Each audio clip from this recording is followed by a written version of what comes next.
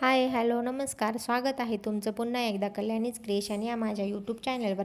तुम्ही princess cut ब्लाऊजची cutting बघितलेली आहे. 3 प्रिन्सेस कट ब्लाऊजची सुद्धा कटिंग बघितलेली आहे. आता जी काही कटिंग मी तुम्हाला दाखवणार आहे ब्लाऊजची ती म्हणजे आहे बघा प्रिन्स कट कटोरी ब्लाऊजची कटिंग. आता सध्या हा ट्रेंड ब्लाऊजचा खूपच चालू आहे. तर याची कटिंग कशी करतात ती मी तुम्हाला थोडक्यात सांगणार आहे. ठीक आहे, तर व्हिडिओ पूर्ण बघायचा आहे म्हणजे ते तुम्हाला नक्कीच कळणार आहे. तर काय याच्यामध्ये थोडासा चेंजेस आहे बघा. जसं आपण कटोरी ब्लाऊज कट करतो ना त्याच पद्धतीने याची सुद्धा कटिंग आहे. फक्त चेंजेस एवढाच आहे की याच्यामध्ये कटोरीमध्ये थोडासा आपल्याला चेंज करायचा असतो. बाकी सेम पद्धत तीच आहे. तर चला दाखवते मी तुम्हाला. तर सगळ्यात आधी बघा इथे मी दोन फोल्डमध्ये असलेला पेपर घेतलेला आहे. तर सगळ्यात आधी बंद बाजूने आपल्याला टाकायची आहे ब्लाऊजची उंची. तर इथे ब्लाऊजची उंची आहे बघा 12.5 इंच आणि 1 इंच मी शिलाई मार्जिन ॲड केलेली आहे म्हणजे किती झालं 13.5 इंच. तर 13.5 इंचवरती एक टिक करून घ्यायची आहे. ठीक आहे. आता ब्लाऊजची चेस्ट आहे बघा 34चा चौथा भाग येतो 8.5. त्याच्यामध्ये 2 इंच ॲड केलं तर किती झालं ते 10.5. 8.5 आणि त्याच्यामध्ये 2 इंच शिलाई मार्जिन ॲड करायची, ते टिक करून घ्यायची आहे. तर पूर्ण झाला आपला चेस्ट किती 10.5 टिक करून घ्यायची आहे. आणि मध्यभागीसुद्धा एकदा आपल्याला चेक करून घ्यायचं आहे 10.5 आहे का ते, कारण जेणेकरून जो काही आपण बॉक्स किंवा मग लाईन मारणार आहोत ना ते तिरकं जायला नको याच्यासाठी. ठीक आहे, जिथून आपण उंचीचा पॉईंट टाकला होता तिथून सुद्धा आपल्याला 10.5 इंचवरती एक टिक करून घ्यायची आहे. आता आपण हा बॉक्स स्केलने ड्रॉ करून घ्यायचा आहे. येथे स्केलचा वापर नक्कीच ब्लाऊज कट करताना तुम्ही स्केलचा वापर नक्कीच करत जा. ठीक आहे, त्याने काय होतं की आपली जी काही रेषा असते ती अगदी सरळ येते. आता बघा, आता हा चौकोन आपण तयार झाला की कट करून घेऊयात. सेम पद्धत आहे, अवघड काहीच नाही. फक्त मी म्हटलं ना की फक्त इथे कटोरीमध्येच चेंजेस आहेत. तसा हा ब्लाऊज शिवायला सुद्धा काहीच अवघड नाही, खूप सोपा आहे. तर आता चला आपण हे कट करून घेऊया.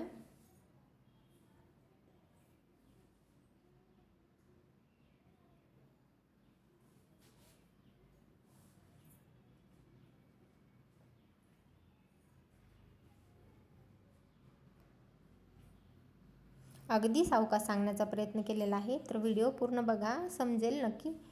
तर बघा, बंद बाजू दुसऱ्या साईडने आहे, जी काही ओपन बाजू आहे ती माझ्या साईडने आहे. आता काय करायचे आहेत आपल्याला, बंद बाजूनेच टेप ठेवायचा आहे आणि शोल्डरचं माप टाकायचं आहे. तर 34 साईजसाठी मी इथे शोल्डर घेतलेला आहे 5.5 इंच आणि मुंडासुद्धा मी इथे 5.5 इंचच घेतलेला आहे. जिथून आपण शोल्डरचा पॉईंट दिला आहे तिथूनच आपल्याला मुंडाचा सुद्धा सरळ रेषा 5.5 वरती टिक करून घ्यायची आहे. ठीक आहे, या साईडने सुद्धा 5.5 आहे का बघायचं आहे, जेणेकरून मुंडाचा जो काही चौकोन तयार करायचा आहे ना तो तिरकस जाणार नाही याच्यासाठी. तर बघा, आता हे स्केलने जोडून घ्यायचं आहे.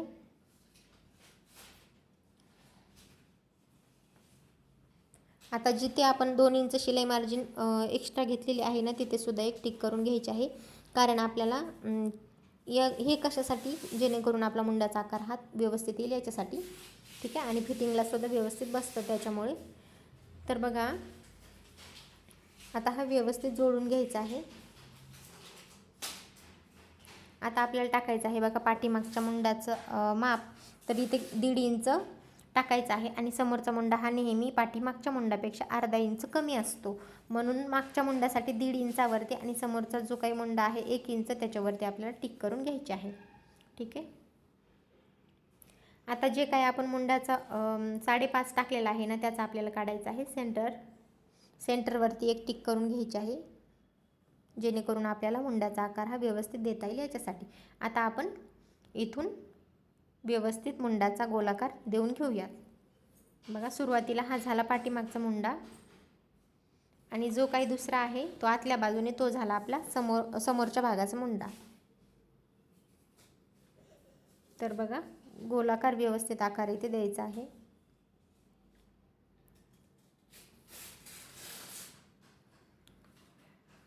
आता काय करायचं आहे आपल्याला, आता इथे गळा रुंदी टाकायची आहे. तर गळ्याची रुंदी मी समोरच्या पाठीमागच्या सेमच घेतलेली आहे. गळ्याची रुंदी इथे 2.25 घेतलेली आहे.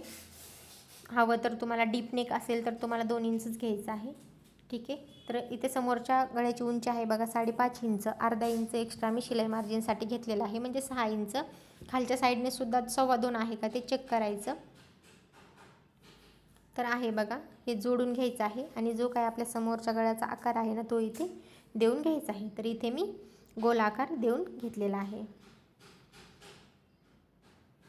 त्याच्यासाठी गोल आकार देण्यासाठी आपल्याला समोरच्या भागाला 1 इंचवरती टिक करायची आहे आणि गोल असा आकार देऊन घ्यायचा आहे. आता बघा, आता आपल्याला काय करायचं आहे, क्रॉस पट्टीसाठी इथे मापा टाकायचे आहे. तर दोन्ही साईडने मी 2.5 इंचावरती टिक केलेली आहे.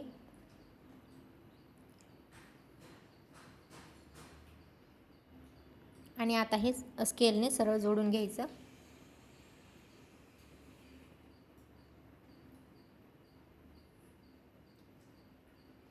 आता बघा, समोरच्या बाजूने 1 इंचावरती आपल्याला टिक करून घ्यायचे आहे. जसं व्हिडिओमध्ये दाखवलं तसं बघा, 1 इंचवरती टिक करून घेतल्यानंतर आपल्याला जो काय आपला क्रॉसपट्टीचा आकार आहे ना तो इथे देऊन घ्यायचा आहे.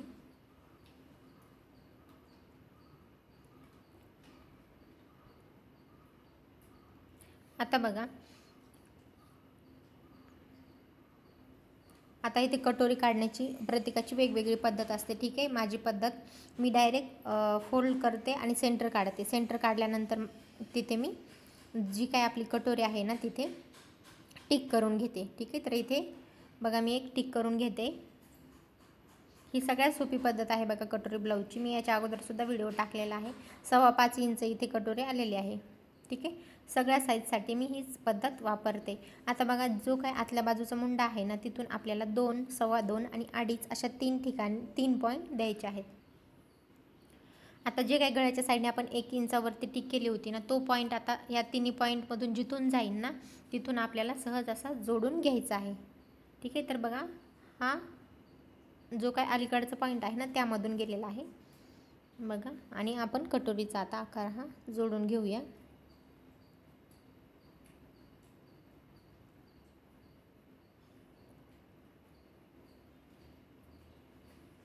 ठीक आहे, आता कट करून घेऊया. पहिलं तर आपण पाठीमागचा जो काही मुंडा आहे तो कट करून घेऊया.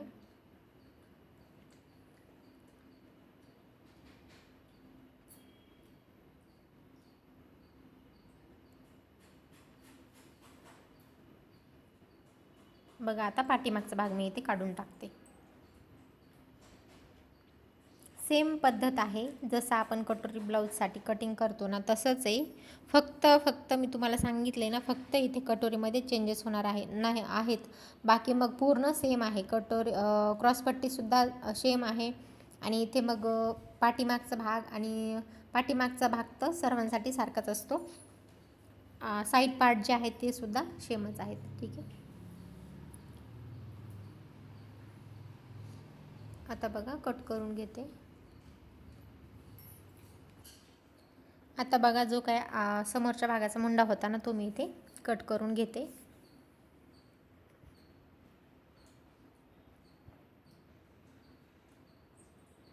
आता आपण क्रॉसपट्टी कट करून घेऊया.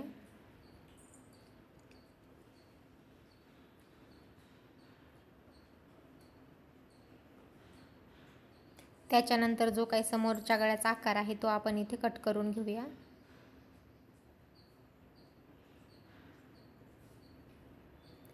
आता साईड पार्ट कट करायचा आहे आपल्याला.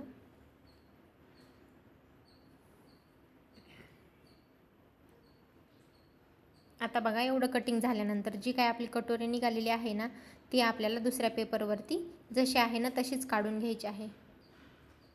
ठीक आहे, आता तुम्हाला वाटत असेल की जी काय कटोरी ब्लाऊजची कटिंग आहे तीच इथे पण आहे. तर सेम मी सांगितलं होतं की सेम त्याच पद्धतीने आहे, फक्त इथे कटोरीमध्ये चेंज आहे थोडासा. ठीक आहे, बाकी सेम पद्धत आहे, काहीच फरक नाही. थोडासा कटोरीमध्येच आपल्याला चेंज करायचा आहे. तर बघा, इथे जशी आहे ना तशी इथे कटोरी आपल्याला काढून घ्यायची आहे.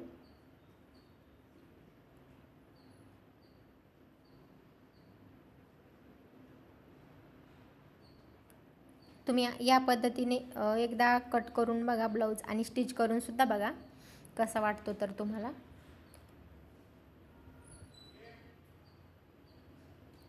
ठीक आहे, आता पूर्ण कटोरी आपण जशाच तशी काढल्यानंतर काय करायचं आहे, जो काय आपला साईड पार्ट जोडतो ना त्या साईडने आपल्याला 1 इंच वाढवायचे आहे आणि समोरच्या साईडने आपल्याला 1.5 इंच वाढवून घ्यायचे आहे. आणि सरळ आता हे स्केलने जोडून घ्यायचं आहे.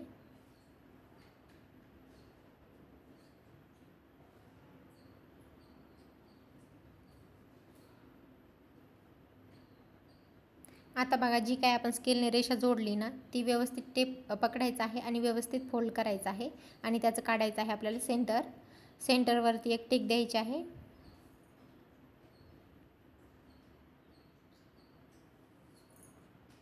आता इथे जिथे आपण टिक केली आहे का, तिथूनच आपल्याला 1.5 इंच खाली घ्यायचं आहे.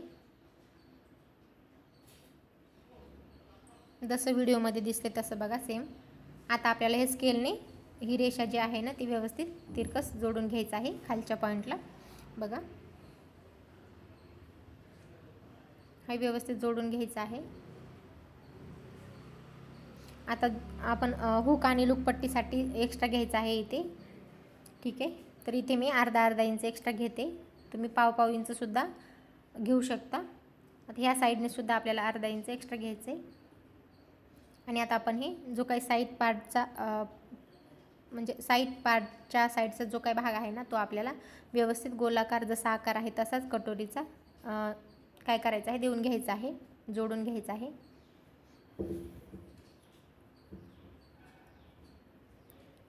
समोरचं सुद्धा आपल्याला हे स्केलने जोडून घ्यायचं आहे. बघू शकता तुम्ही किती सुंदर अशी कटोरी आपली इथे आलेली आहे. आता आपण हे कट करून घेऊया.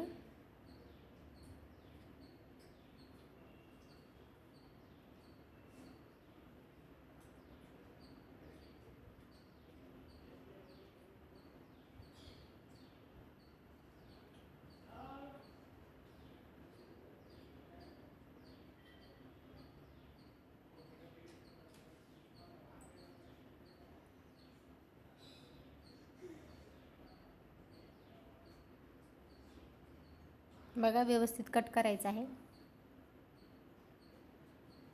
आता हे कट केल्यानंतर बघा, डबल पेपर होता त्याच्यामुळे ते 2 कटोऱ्या तयार झाल्यात. आता बघा काय करायचं आहे आपल्याला, जसं आपण कटोरीला काय करायचं आहे, 1.5 इंचावरती आपल्याला दोन्ही साईडने टिक करून घ्यायचं आहे. ठीक आहे, म्हणजे आपला 3 इंचाचा इथे टक्स तयार होईल, 2 इंच. आता बघा, टक्सची उंची ठेवायची आहे 2.5 इंच. साईडने आपण 1.5 इंच टाकले, लक्षात ठेवा, आणि उंची घेतली 2.5 इंच. आता आपल्याला हे स्केलने जोडून घ्यायचं आहे.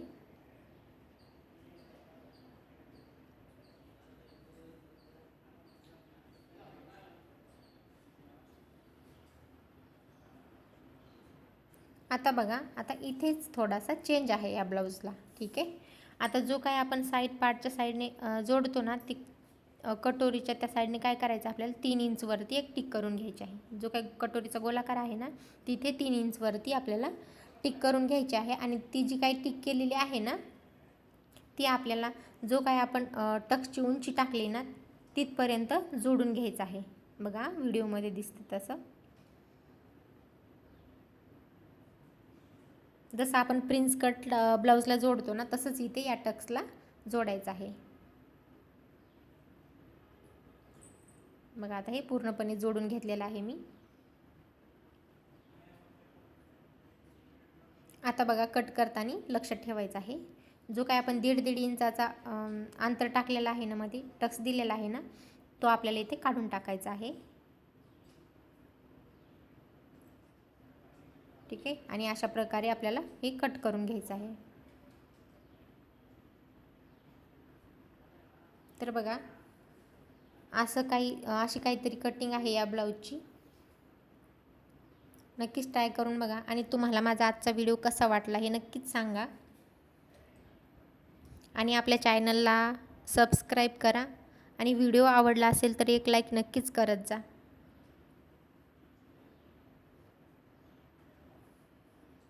तर इथे आपला पूर्ण ब्लाऊजची कटिंग झालेली आहे. हा झालेला आहे बॅक पार्ट.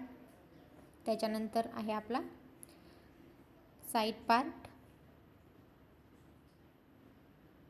ही आहे कटोरी, प्रिन्स कट कटोरी, आणि त्याच्यानंतर आहे आपली क्रॉस पट्टी.